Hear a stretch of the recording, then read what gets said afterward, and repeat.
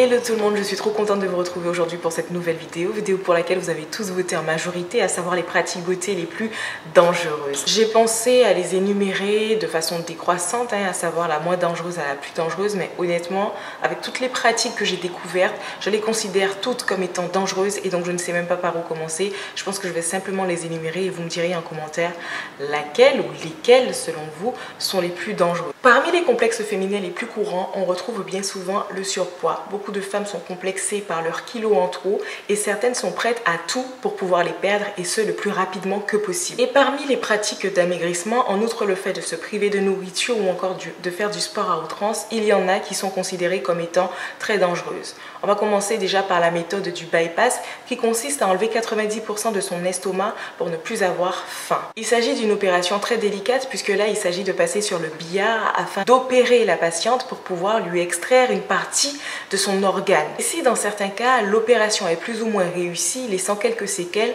pour d'autres cas ce peut être plus dramatique comme ce fut le cas pour une patiente qui s'est faite opérer par un médecin qui n'a pas respecté les conditions requises en tout cas pour pouvoir opérer la cliente en question. En effet, il y a une masse pondérale à respecter, il me semble que c'est au-delà de 100 kg et cette cliente pesait 92 kg. Elle avait déjà consulté plusieurs médecins au préalable qui avaient refusé de pratiquer l'opération sur elle, sauf qu'elle est tombée sur un médecin qui l'a accepté. À la suite de cette opération, cette patiente s'est vue avoir de violentes douleurs qu'elle a d'ailleurs signalées au médecin, qui lui a simplement proposé de l'endormir afin de pouvoir calmer les douleurs en question. Sauf que quand il a endormi la patiente en question, il l'a opérée à son insu une deuxième fois pour espérer réparer apparemment une faute qu'il aurait fait lors de la première opération. Sauf qu'après cette deuxième opération à son insu, elle s'est vue avoir encore des problèmes de santé, notamment des fuites faisant d'ailleurs partie des effets secondaires que peuvent provoquer une opération comme le bypass et notamment des hémorragies. Celle-ci a bien entendu porté plainte contre ce médecin. Celui-ci avait d'ailleurs d'autres antécédents du même type avec d'autres patients.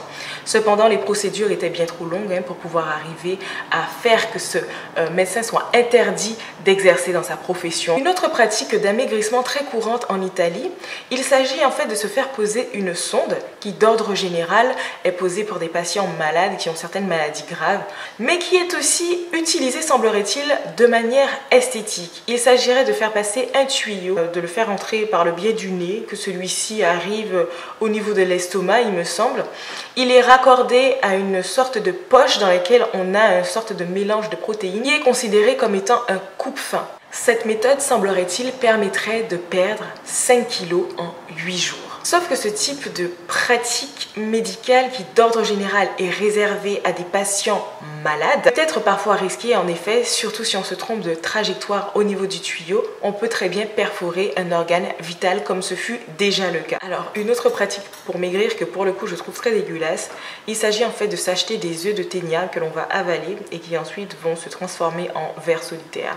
Ce fameux ver solitaire en fait va loger, va habiter en tout cas votre estomac et va manger tout ce que vous mangez et de ce fait indirectement va empêcher on va dire de grossir soi-disant. Ce qui me rappelle d'ailleurs une époque où j'étais très maigre et malgré tous les plats que je pouvais accumuler au courant de la journée, je ne prenais pas de poids et souvent j'avais droit à ces fameuses blagues que je devais très certainement avoir un ver solitaire pour ne jamais grossir malgré toute la quantité de repas que j'ingurgitais en une journée. Bref, dans tous les cas, c'est une pratique qui est très déconseillée puisqu'elle peut très clairement engendrer des problèmes de santé. Vous pouvez également avoir de graves maux d'estomac et notamment être carencé puisqu'en effet, le ver, au final, il mange tous les nutriments que vous ingurgitez dans la journée.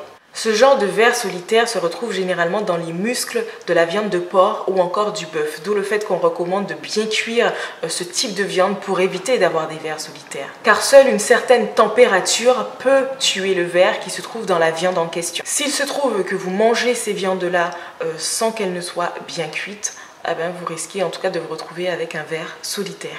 Maintenant, on va passer aux pratiques beauté visant à changer de peau. Et l'une des pratiques les plus répandues encore aujourd'hui et que vous connaissez sans doute est l'éclaircissement de la peau, qui se fait à l'aide de crèmes éclaircissantes très toxiques à base d'hydroquinone encore vendues sur le marché en France. Le but de ces crèmes est de détruire la barrière cutanée, notamment la mélanine, qui est une protection en tout cas pour les femmes noires, qui nous évite bien des désagréments, notamment le cancer de la peau. Bien souvent, ces crèmes sont très mal mal formulées et engendrent des irritations cutanées assez graves pour certaines personnes.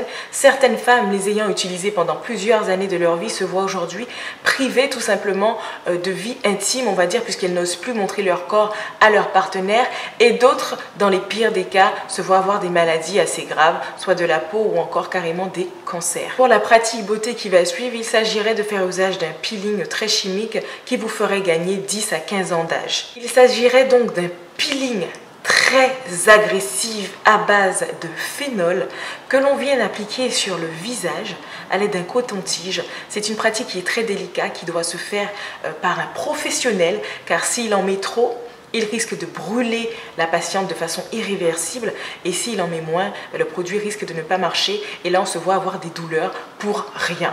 Après l'application du produit, le professionnel vient donc envelopper le visage de la patiente avec du ruban adhésif qu'elle devra supporter pendant 24 heures accompagné de douleurs. Passé ces 24 heures, il vient donc enlever ce fameux ruban adhésif d'un coup sec, provoquant bien entendu une fois de plus une douleur assez prononcée. Et pendant 8 jours, la patiente va devoir se trimballer au quotidien un visage boursouflé dû à l'application du produit en question qui fait effet. Pendant 8 jours, la peau se désintègre, donc la peau qui était au-dessus va petit à petit se décoller et c'est la patiente qui va devoir tout simplement enlever ce surplus de peau d'elle-même, sans l'intervention d'un professionnel. Après avoir enlevé sa peau, elle aura donc une peau à vif, très rouge, pendant quelques jours, et puis elle retrouve une peau plus ou moins normale et normalement 10 à 15 ans d'âge. Après ce type de pratique, la peau devient donc très fragile et il est donc interdit de s'exposer au soleil. La patiente doit donc porter un chapeau ou encore un parapluie, se protéger en tout cas des rayons du soleil, sous peine d'avoir des irritations ou encore même le cancer de la peau. À noter que pour avoir recours à ce type d'opération, il faut répondre à des conditions très strictes, notamment le fait d'avoir une santé mentale inébranlable pour pouvoir faire face à une opération qui peut être aussi douloureuse et qui peut avoir une interférence avec le cœur. Notamment pouvoir se voir avec un visage s'apparentant à celui d'un monstre pendant plusieurs jours. Des crises de panique peuvent être déclenchées ou encore d'anxiété. Dans la catégorie make-up, dans la catégorie maquillage, on va remonter d'ailleurs à l'époque de la reine Elisabeth I où il était très tendance, on va dire, d'avoir la peau plus blanche que blanche. Et donc les femmes se saupoudraient le visage d'une poudre blanche bourrée de plomb, très toxique pour la peau. D'ailleurs, les femmes à l'époque qui en faisaient usage assez régulièrement se voyaient avoir la peau vieillie, flétrie, détruite, tout simplement par ce type de pratique qu'elle faisait assez fréquemment. La reine Elisabeth I d'ailleurs avait la peau assez détruite après qu'elle ait appliqué pratiquement toute sa vie ce type de cosmétique sur le visage. Encore aujourd'hui, dans nos produits de maquillage, on retrouve du plomb que certains appliquent parfois tous les jours sur leur visage et de plus en plus on voit que la peau se ternit, que la peau vieillit et ce de façon irréversible. Dans les années 1800, l'époque où Pierre et Marie Curie ont découvert la radioactivité, on va dire, ils ont vendu ce fameux ingrédient que l'on appelle le radium comme étant quelque chose de miraculeux qui pouvait même guérir le cancer.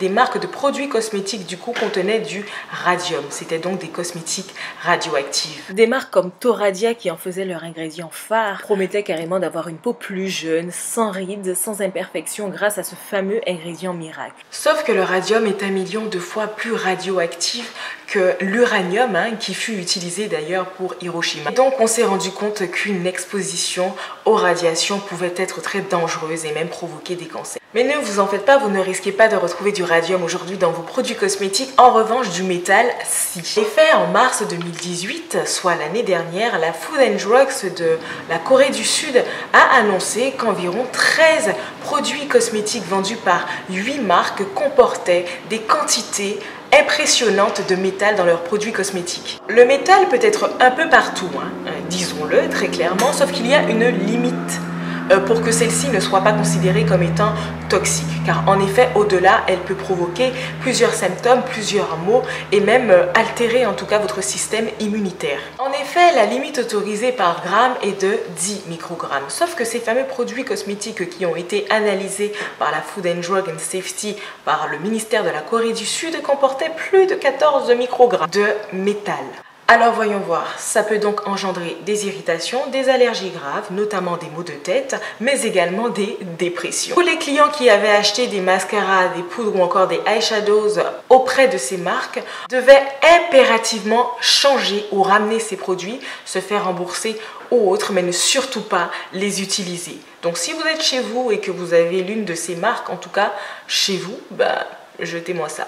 Et une petite dernière pour la route, savez-vous qu'à une certaine époque, à défaut d'avoir des fossiles que l'on peut coller à la colle, eh bien il y a des personnes qui tout simplement cousaient des cheveux au niveau des paupières afin de pouvoir se faire des fossiles. Le message en tout cas après toutes ces pratiques jugées dangereuses pour pouvoir juste atteindre un certain niveau de beauté qu'au final on n'arrive pas vraiment à atteindre, c'est surtout de commencer par s'aimer soi-même, d'entretenir sa beauté naturelle au mieux que possible, sans pour autant passer par des méthodes aussi drastiques qui peuvent être irréversibles. Donc voilà, je vous dis à très vite pour une prochaine vidéo, et surtout si on ne se voit pas avant, passez de bonnes fêtes de fin d'année. Bisous.